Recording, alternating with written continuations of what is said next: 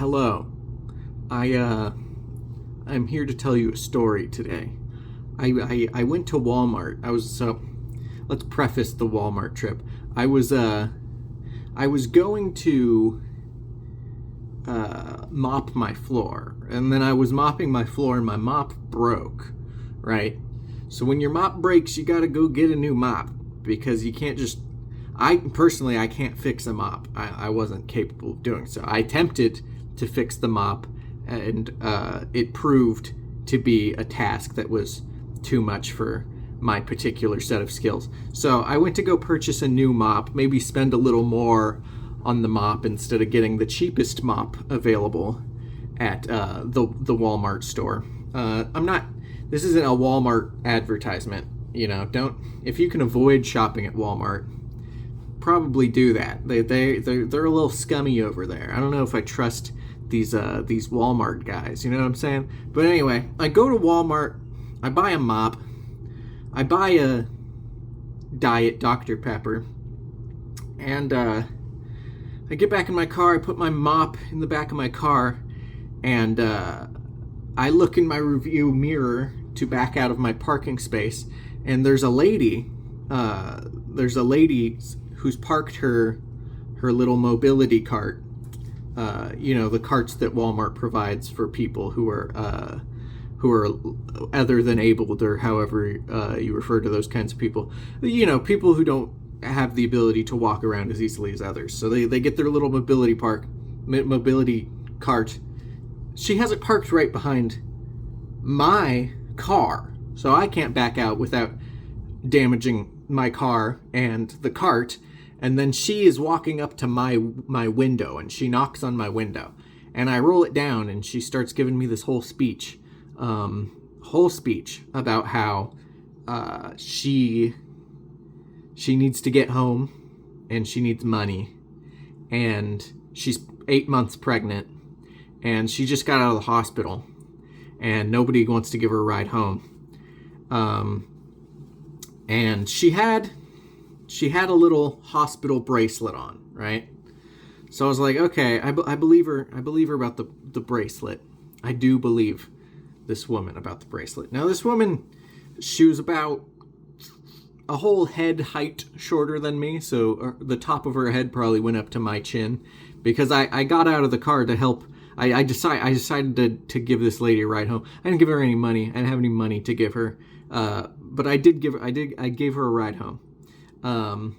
Now this was a little bit against my better judgment. I don't normally give strangers rides home, but this lady was covered in sweat. She looked like she needed a break. I did believe that she was pregnant. I did not have any money to give her, and if I did, I don't know. I'd give her change in my car. I offered her the small amount of pennies in the cup holder in my car, and she didn't want those. So I tried to give her the money that I had, and she didn't accept it. So I help her get her stuff in my car, and she gets in the passenger seat, and she smells like urine, which is unfortunate because now I have to sit next to this person who smells like urine. And I'm giving her a drive home, and I'm kind of nervous about this stranger, in my car. But she looked like she needed a break. So I'm talking, I'm jibber jabbering. I'm just trying to ease my own nervousness. I get nervous around people anyway. Just people I know, even people I've known for years. I can get nervous around. I don't talk about this very often, but it is a quality of mine that I get nervous around people. So I'm a little bit nervous about this stranger in my car who smells like urine. So I'm talking. I'm like, how many people did you ask before you got me? And she said I must have asked 10, 20 people before you. And I was like, oh wow, that's unfortunate. She said everyone was busy. I'm like, well, I'm busy too. My floor is currently wet with mop water. I came here to buy a mop, but I'm taking a little time out of my day to bring you to your home.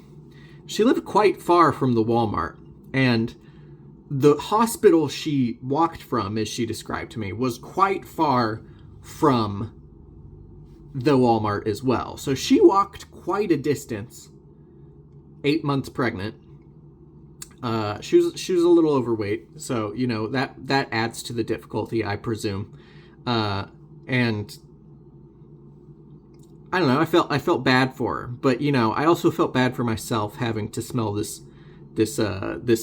urine smelling person in my car. I keep talking about things. I talk about how I donated blood. That's a whole nother story. I could make a video about the day I donated my plasma for money, and then I went to Olive Garden afterwards. But that's a story for another day. During the drive, she asks if I can help her take her groceries. It was just a couple. It was just a bag. It was a gallon of orange juice and a gallon of milk. That's what she had purchased from Walmart. She asked me if I can take her groceries upstairs. And this is where I get nervous. I'm going to a second location, right? She's asking me to exit my vehicle, go upstairs to a second location. Now that's where a little extra nervousness comes in from my part. Now I did believe she was pregnant. She had the hospital band, right, on her wrist. I did believe she was pregnant, but I wasn't entirely sure if she would bring me up to an apartment where I could be robbed. That's a thing that happens to people. Good Samaritans trying to do a good thing. Unfortunate bad thing happens to them. That's a real thing. So this goes through my mind. So when she asks me this, I don't respond at all, because I just awkwardly said nothing. I didn't know how to respond, because I didn't want to go upstairs with a stranger to their apartment where I don't know. She told me the street. The two streets that her apartment is on the corner of. She didn't even tell me the exact address. So we're just going to two streets, right? You're getting nervous now, aren't you? You're feeling a little nervous too. You're feeling nervous for me if you got a little empathy in you. So I'm nervous. I don't respond to her question. I just kind of look off in the distance. I'll keep driving. I ask her if I'm making the right turns. I typed in the street she told me into my Google Maps, and she's like, yeah, this is the right way. So we get to her apartment. I pull into her parking lot, and there's a number of people in the parking lot, and without saying anything, she gets out of her car and she goes upstairs. She leaves her groceries in my car. So she presumes, quite rudely, if you ask me, she presumes that I am going to be taking her groceries up to her apartment. And I didn't really want to do this. What if I went upstairs and somebody was waiting down there to steal my car or something? These are things that are going through my head. This is what happens when I interact with strangers. I've put myself in this position, but giving this lady the benefit of the doubt, going upstairs as an overweight 8 months pregnant woman who has been walking quite a distance on a hot and stormy day. It was raining and storming that day. I would be exhausted, and I wouldn't want to take groceries up to my apartment either, no matter the weight they were. If I had a kind Samaritan who was willing to give me a ride, was unwilling to give me money, maybe I would presume as well that they would be at least kind enough to take my groceries out. I considered setting the groceries on the ground and just driving away, I was like, it crossed my mind, but I was like, well, I'm going to presume this lady's being genuine, and I'm going to take her groceries. I'm going to take her groceries upstairs. I'm not going to enter her apartment, and if I get any sense of sketchiness, I will simply run, right? I'll simply run away. That's what I told myself. So I take my keys out of my car. I get the groceries. I lock my car door in case someone was waiting to steal it. With the quickness she went upstairs, I was like, what if someone's waiting to steal my car and they think I'll just leave the car running while I bring the groceries upstairs? This is what crosses my mind, you know. This is just the paranoia I live with, especially in a very strange situation like this. This isn't something I normally do. And if you asked me to do it again, I probably wouldn't. I probably wouldn't give a stranger a ride, especially one who smells of urine. But she was at the hospital because she was 8 months pregnant. She told me she was having contractions, but she wasn't going into labor. So she had an ambulance take her to the hospital, and then it turns out she wasn't going into labor. So they just I don't remember the exact verbiage, but the hospital let her go. They discharged her. They discharged her from the hospital, and she didn't have a ride. She doesn't have a vehicle. She used the hospital ambulance to get there, so she had to walk back herself.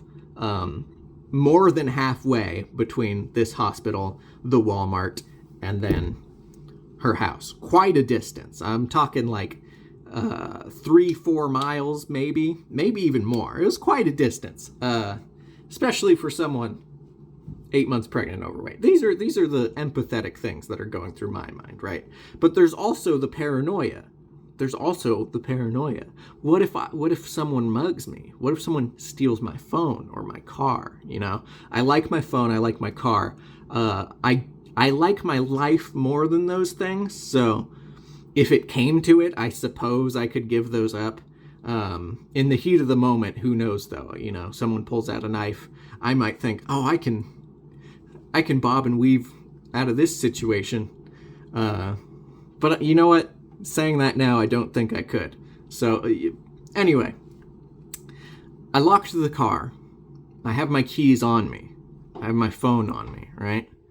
I have the lady's groceries. I walk upstairs, and she's pounding on her door. Pound, pound, pound, pound, pound, and no one's opening. Now I'm thinking, she's pounding on her door trying to get someone to come out here and mug me. That's what I'm thinking. So I set down her groceries, and I'm like, okay, bye. I set them down on the top step. I don't even make it to the top step myself. I'm within 5 feet of the top step of these stairs that lead to her apartment. 5 feet away is the door to which this woman lives. And I set down the groceries right on the top step, and I'm like, okay, bye, have a good day. And she says, you too. And I leave. And I didn't get mugged, but I did have to smell a woman that smelled like pee. And I'll remember that for the rest of my life. She also had a beard. Not like a full beard, not like mine. Just like some tufts of fur along her face. And I've never seen a woman with that amount of facial hair before. So that's interesting. Not, you know, I'm sure it happens, but she had a beard. I feel like I should mention that before I end this video.